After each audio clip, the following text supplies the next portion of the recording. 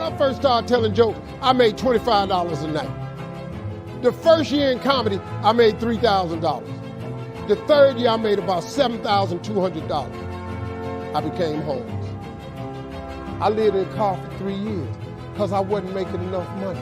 But guess what? I kept telling them $25 jokes until they started paying me $250 a night. I kept telling them $25,000 jokes until they started paying me $75,000 a night. Them the same $25 jokes. They ain't nothing but English. I just kept repetition over and over and over. I turned them jokes into an empire. I turned them jokes into funds. My grandkids ain't got to worry about nothing. You are sitting on an empire. You are worth millions. You're sitting on money, man. That's how you get rich.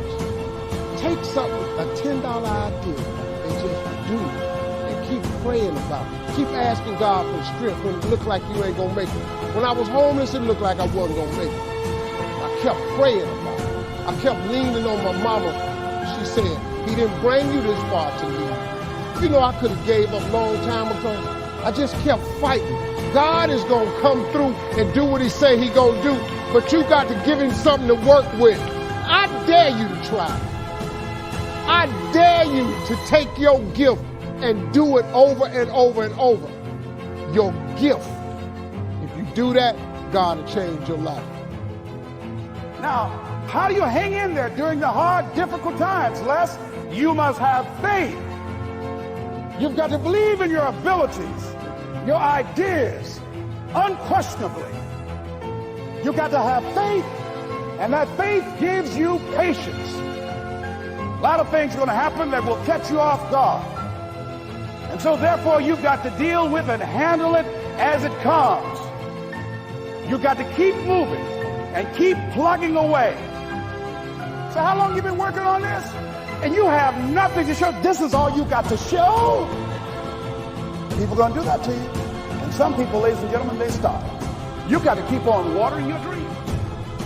And when it began to happen, they stopped laughing. They said, look, hey man, you know, I know you can do it. Look, you got a job here. See, during those hard times, when you failed and things didn't work out, they were nowhere to be found. When you were working at your dream, somebody said the harder the battle, the sweeter the victory. See, when it's hard and there's a struggle, see, what you become in the process is more important than the dream. The kind of person you become, the courage that you develop, the faith that you're manifesting. You knew it was hard, but you did it hard.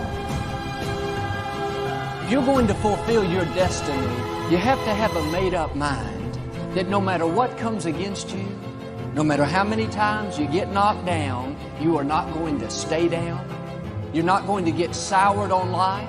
You're going to keep pressing forward, looking for your next victory. The people that succeed are not necessarily the most talented. They are the most determined. When they fail, they don't see that as final. They learn from it and try again. And in life, there's always something coming against us. Disappointments, unfair situations. And too many people just give up and think, well, it just wasn't meant to be. No, if you're going to experience God's best, you have to have a backbone made of steel. You have to have a warrior mentality. Your attitude should be, if I have to stand in faith my whole lifetime, I am not going to give up on what God has put in my heart. When you have your mind made up that you're going to outlast anything that comes against you, then no person, no setback, no betrayal, all the forces of darkness cannot keep you from your God-given destiny.